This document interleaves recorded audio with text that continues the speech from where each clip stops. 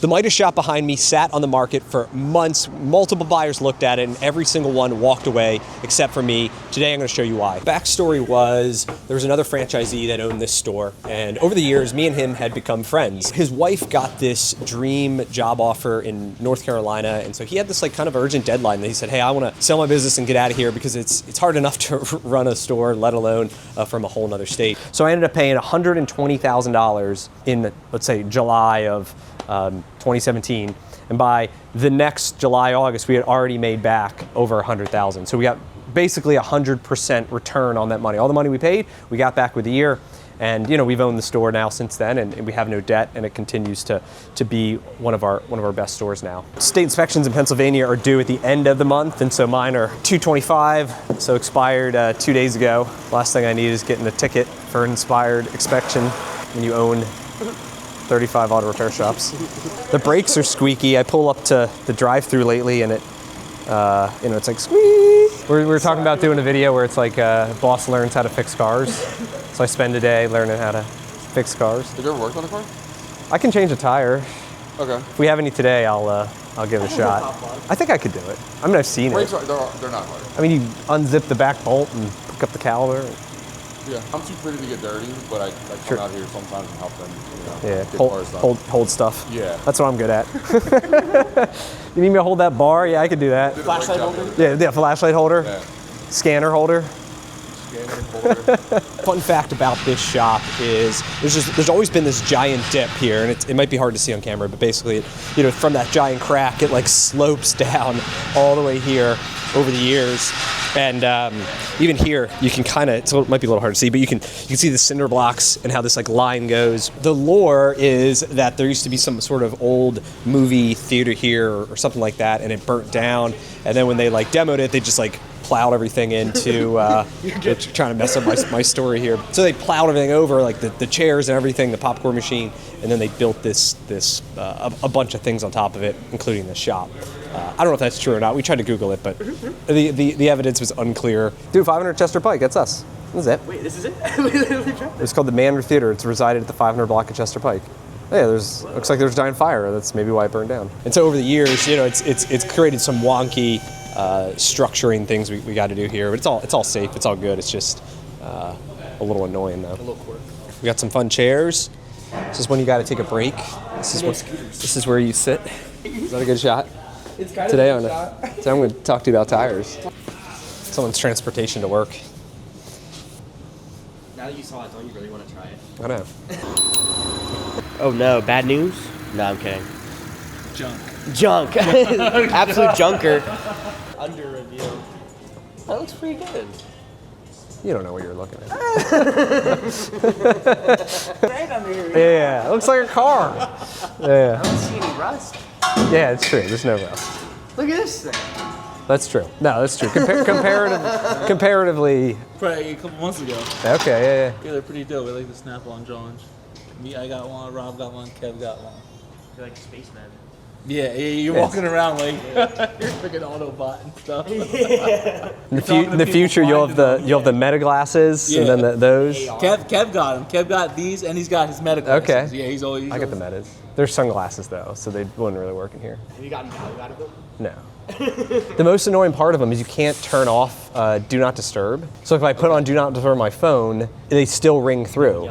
And I'm like, the whole point of Do Not Disturb is like to not disturb me. So you have to go into the app and like say Do Not Disturb on the Meta app. Versus like I have, it's like. So when I'm looking at deals to buy, there are a couple like things in my head I go through, kind of this checklist to decide, is this worth the risk? And I'll go over a few of them here. So the first thing that we look at is, the purchase price in terms of how much money are we putting into the store. And for this one, I mean, $110,000, $120,000, very low cost to get into a cash flowing business. You like speed these up when I'm like writing them. Get the cobwebs out of there. Let's see, deals. Oh my God, look at my hand. The things I do for YouTube videos. All right. So in this case, this store was 110 out of pocket. Oh my God. And then we had the 20K bonus, but whatever. 110. Low cost, low cash into the deal. All of this has to do with risk, right? The whole point is like, how do we reduce risk? And when we don't have much money into the deal, when we have no debt payments. The store itself, the guys kept it in pretty good shape, so it's not like we had to, we haven't remodeled the waiting room, as you can tell. There's a bunch of other things around the store that we've done, but it's not like we have this big nut every month. Then we look at, I'm going to say, like the overhead, which is really in this business, which is rent. And I want to say here, our rent's probably like $6K a month rent, something in that range, which is on the lower side. I want to say our average is probably like $8-9 grand a month. Rent being your biggest cost, if that number's not that bad and your taxes aren't that bad, we have a low break even, right? And so that's part of what the whole point of like reducing risk is our break even sales, like the amount of money that we have to do is in this store to make money is probably something like $80K a month today. Years ago it was obviously less with cost rises and stuff. But when you think about a deal, it's like, all right, we don't have much money into the deal. Our rent's not bad. It's like affordable, which leads to like we don't need to do that much to be able to break even. It reduces the risk, right, on all that. And then I think about the upside, right? How good this to be. So first we think about how bad could it be, then how good could it be. For that, I'm running out of space here. I don't know. Can we go lower? We're looking at the location, right? The location itself.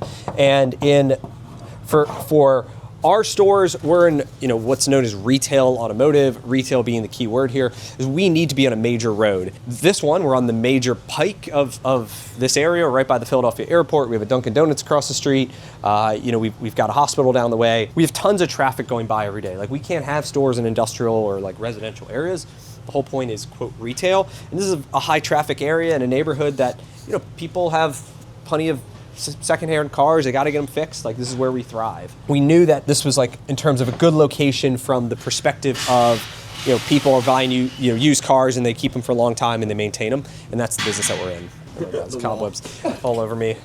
No tripping. We don't need a workers' comp claim. So if you want a better explanation than just a cardboard box, I put together a free guide covering the 5 things that I look at when analyzing any deal. You can grab it below for free in the description. See how busy it is, right? It's 4 o'clock right now on a Friday, but tons and tons of traffic.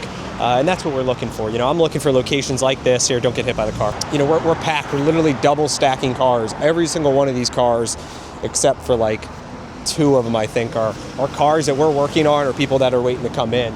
And so, that's what we love to see. That's what I love to see is a full shop. Coming down here and spending time and just seeing how busy it is, and you just hang out at stores. Like before we want to buy them, we just spend time and just park outside and just like see what it feels like. So we do this at every store that we're looking at buying.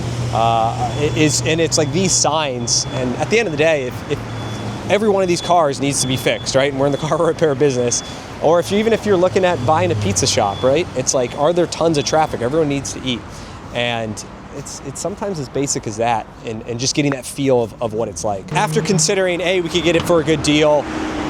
It was a profitable store. We thought there was upside. We had low downside, all that stuff. And then we got the location itself. It became a no-brainer to get the deal done, and happy we did it. It hasn't always been sunshine and rainbows at this store. To be honest, like we kind of got it to this point, and then we hit a wall. Like in 2020, we did $875,000 in revenue. It was down from the previous year. And then we got almost 1.1 million in 21, 1087, and then we just like stuck at it, right? And we just couldn't do anymore. We did 1057. We did 1042, 2024, we did 1093, so we're literally stuck in this whole band. And then we finally got an amazing team in here. This past year in 25, we crossed 1.3 million, so we had a record year. We're up 20%, and we kind of finally broke in. As you can see today, the shop's busy. We're double stacked in the parking lot of tons of cars. The truth is, sometimes these stores do take time to really pop off and to really get the right team in, and to build the reputation, and just be able to really return what they should. And so the big reason is like why? Why do we have in this store a 20% increase in sales this year? And it all comes down to people. Every franchise is in the people business. We just happen to fix cars. And so for here, we've got a great manager in Greg. We have amazing technicians who are really good at diagnosing and fixing cars and making sure that they don't like come back with a bunch of issues. And all that is like people, right? It's all the people. Like we follow the same process in all the stores, right? We have the same pricing. We all use the same vendors. The difference between our stores that succeed and the ones that just kind of are stagnant, all come down to having a really amazing team. That's what I focus on. That's what our leadership team focuses on, is how do we go out and really create a culture and create a place where great people want to work and they want to stay.